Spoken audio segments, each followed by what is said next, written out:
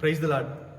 ஆங்கிலேயர்களால் புறஜாதிகள் வேண்டப்படாதவர்கள் என்று ஒதுக்கப்பட்ட செவ்விந்தியர்களை ஆண்டவருடைய சுவிசேஷத்தின் மூலமாக செதுக்கி ஒளி வீசும் வைரங்களாக மாற்றி அமைத்த ஒரு மிஷினரி குறித்து தான் இன்றைக்கி நம்ம இந்த வீடியோவில் பார்க்க போகிறோம்.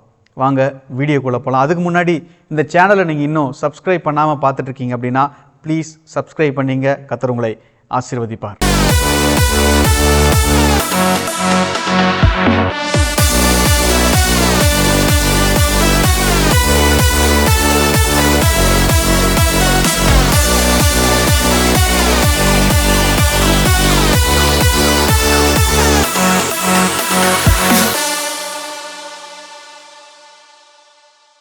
ஆயிரத்தி 604 இங்கிலாந்து தேசத்தில் இருக்கிற விட்ஃபோர்ட் என்ற ஒரு இடத்துல பிறந்தவர் தான் ஜான் எலியட்.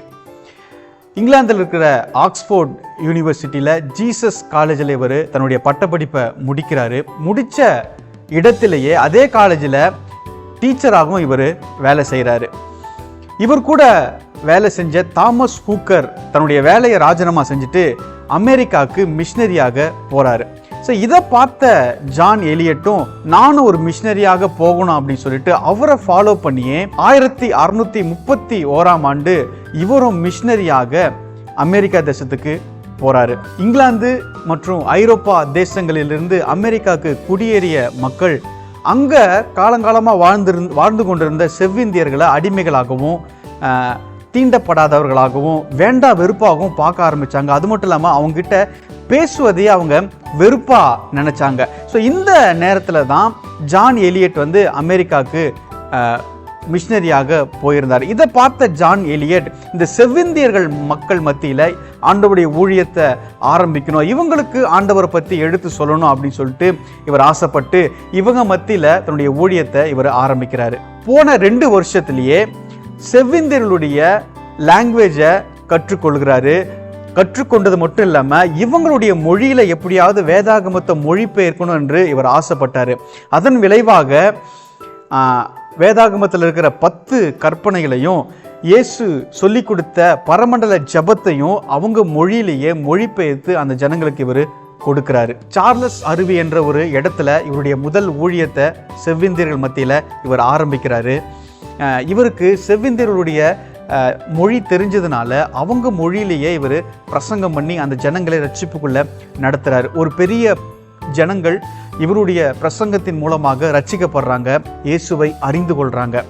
இந்த செவ்விந்தியர்கள் சமூக விரோதிகளாகவும் தீண்டப்படாதவர்களாகவும் வாழ்ந்து கொண்டிருந்தாங்க. நிறைய பாவத்திற்கும் அடிமையாக இருந்தாங்க. ஸோ இயேசு என்ற நாமம் எப்போ அந்த பகுதியில் அறிவிக்கப்பட்டதோ அப்போவே தன்னுடைய பாவ வாழ்க்கையை விட்டு மனம் திரும்பி இயேசுவை சொந்த ரட்சகராக இவங்க ஏற்றுக்கொள்கிறாங்க. ஸோ அது மட்டும் இல்லாமல் ஜான் எலியட் சொல்கிற எல்லா காரியங்களுக்கும் இந்த செவ்விந்தியர்கள் கீழ்ப்படிய ஆரம்பித்தாங்க. ஸோ இதை பார்த்த அக்கம் பக்கத்தினர் அது வரைக்கும் அவங்கள சமூக விரோதிகளாக பார்த்தவங்க இப்போ அவங்கள இயேசுவின் பிள்ளைகளாக பார்க்க ஆரம்பிச்சாங்க. இது எல்லாத்துக்கும் காரணம் ஜான் எலியட். ஆங்கிலேய அரசின் சட்டத்தால் திருத்த முடியாத அந்த செவ்விந்தியர்களை இயேசுவின் சுவிசேஷம் அவர்களை மாற்ற ஆரம்பித்தது. இந்த ஜனங்கள் அவங்கள ரொம்ப ஆச்சரியமாக பார்க்க ஆரம்பிச்சாங்க. அது வரைக்கும் இவங்களை ஓநாய்க்கள், மனித மூளை இல்லாதவங்க, தீண்டப்படாதவர்கள், ஒதுக்கப்பட்டவர்கள் என்று பேசின அந்த ஜனங்க அன்னைக்கு அவங்கள எப்படி அழைச்சாங்க தெரியுமா?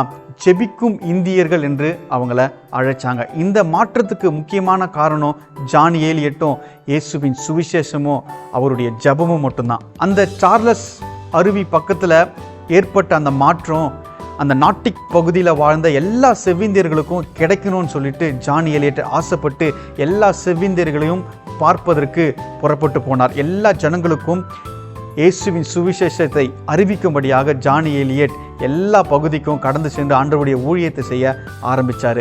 ஜான் எலியட்டை செவ்விந்தியர்கள் ஒரு தந்தையாக நினைத்து அவரை மதிக்க தொடங்கினாங்க. அதன் விளைவாக கிட்டத்தட்ட 840 பேர் இயேசுவை சொந்த இரட்சகராக ஏற்றுக்கொண்டாங்க. அன்னைக்கு ஒரு பெரிய ரட்சிப்பே அந்த இடத்துல கிடைத்தது. இயேசுவை சொந்த இரட்சகராக ஏற்றுக்கொண்டதன் மூலமாக அந்த நாட்டிக் நகரம் அநேக பகுதிக்கு ஒரு மாதிரியின் நகரமாக மாற ஆரம்பிச்சது. ஆங்கிலேயர்களால் புறஜாதிகள் என்று ஒதுக்கப்பட்ட செவ்விந்தியர்கள் மத்தியில் சுவிசேஷத்தை சொல்லி அவர்களையும் அநேக ஜனங்கள் மதிக்கத்தக்க அளவுக்கு இந்த ஜான் ஏலியட் அந்த பகுதியில் அவர்களை உயர்த்தினார். அது மட்டும் இல்லாமல் வாழ்க்கையில் நல்ல நாகரிகத்தையும் நல்ல பழக்கங்களையும் ஆவிக்குரிய காரியங்களையும் அந்த ஜனங்களுக்கு இவர் கற்றுக் கொடுக்கிறார். அப்புறம் தன்னுடைய சொந்த செலவில் கைத்தொழிலையும் கற்றுக் கொடுக்கிறார். விவசாயம், அப்புறம் மர வேலை செய்யறது, இப்படி நிறைய கைத்தொழிலையும் ஜான் ஏலியட் அந்த செவ்விந்தியர்களுக்கு கற்றுக் கொடுத்து அவருடைய வாழ்க்கை தரத்தை அவர் உயர்த்த ஆரம்பித்தார். ஜான் ஏலியட்டோட ஒரு பெரிய ஆசை இந்த மக்கள் மத்தியில் ஏராளமான பள்ளிகளை, ஸ்கூல்ஸை கட்டணும் அப்படின்னு ஆசைப்பட்டார். அதன் விளைவாக அந்த பகுதிக்கு ஒரு ஸ்கூலும் ஒரு காலேஜையும் தன்னுடைய சொந்த செலவில் இவர் கட்டி கொடுக்குறாரு. அதன் மூலமாக அநேக பிள்ளைகள் கல்வி கற்க முக்கிய காரணமாக இருந்தார் ஜான் ஏலியட். ஸோ வேற ஒரு தேசத்திலிருந்து இந்த ஜனங்களுடைய கல்விக்காகவும் இவர்களுடைய நாகரிகம் மேம்படவும் உழைத்து இயேசுவையும் இவர்கள் மத்தியில் அறிவித்த ஜான் ஏலியட் அந்த ஜனங்களுக்காக வாழ்ந்து அவர்களுக்காக பெரிய காரியங்களை அந்த பகுதிக்கு செய்ய ஆரம்பித்தார். இவர் பண்ண இன்னொரு வேலை என்னன்னா, அந்த செவ்விந்தியர்களை பயிற்றுவித்து நிறைய ஸ்கூலுக்கு ஆசிரியர்களாகவும் ஊழியக்காரர்களாகவும் இவர் அனுப்பினார். 10 வருஷம் கடின உழைப்பு நிமித்தமாக முழு வேதாகமத்தையும் அந்த செவ்விந்தியர்களுடைய மொழியிலேயே ஒரு மொழிபெயர்த்து முடித்தார். லண்டன் வேதாகம சங்கத்தில் முதலாக ஜான் ஏலியட் மொழிபெயர்த்த வேதாகமம் தான் அச்சடிக்கப்பட்டது. அது மட்டும் இல்லாமல் இவர்களுக்கான முதல் பாட புத்தகம், இலக்கண நூல், இப்படி அநேக நூல்களை அந்த இடத்துல அச்சிட்டு அவர்கள் மொழியிலேயே அவர்களுக்கு கொடுத்தார் ஜான் ஏலியட். 2 ஆலயங்களை அவர் கட்டி கொடுத்தாரு. நாகரிகம் இல்லாதவங்க, மனித இனமாக வாழ்வதற்கே தகுதியற்றவங்க என்று சொல்லப்பட்ட செவ்விந்தியர்களை மற்ற ஜனங்களுக்கு நிகராக உயர்த்தி அவர்களையும் வாழ வைத்து அவர்கள் மத்தியிலும் கல்வியையும் இயேசுவையும் அறிவித்த பெருமை இந்த ஜான் ஏலியட்டை சேரும். ஜான் ஏலியட்டுடைய 50 ஆண்டு கால ஊழியத்தின் மூலமாக கிட்டத்தட்ட 1100 ஜனங்கள் ரட்சிக்கப்பட்டாங்க. 14 கிராமங்களில் சுவிசேஷம் அறிவிக்கப்பட்டது. அந்த கிராமத்தில் வாழ்ந்த அனைவருக்கும் கல்வி கிடைத்தது. நாகரிகம் இல்லாதவங்க, மனித இனமாக வாழ்வதற்கு தகுதி இல்லாதவங்க என்று சொல்லப்பட்ட இந்த செவ்விந்தியர்களை மற்ற ஜனங்களுக்கு நிகராக உயர்த்தி காட்டின ஜான் ஏலியட் நிச்சயமாக ஒரு அர்ப்பணிப்பின் சிகரமாக காணப்பட்டார். தனக்கு கொடுத்த ஊழியத்தை அவர் ரொம்ப அழகாக செய்து முடித்து இந்த ஜனங்களை இந்த ஜனங்களுக்கு ஒரு பெரிய வழிகாட்டியாக இருந்தவர் தான் ஜான் ஏலியட். இந்த ஜான் ஏலியட்டுடைய மிஷனரி வாழ்க்கை கதை உங்களையும் தொற்றுக்கும் அப்படின்னு நான் விசுவாசிக்கிறேன். ஸோ மற்றவர்களுக்காக பாரப்படுவோம், மற்றவர்களுக்காக செபிப்போம். கர்த்தர் உங்களை ஆசீர்வதிப்பார். தேங்க்யூ. God bless you.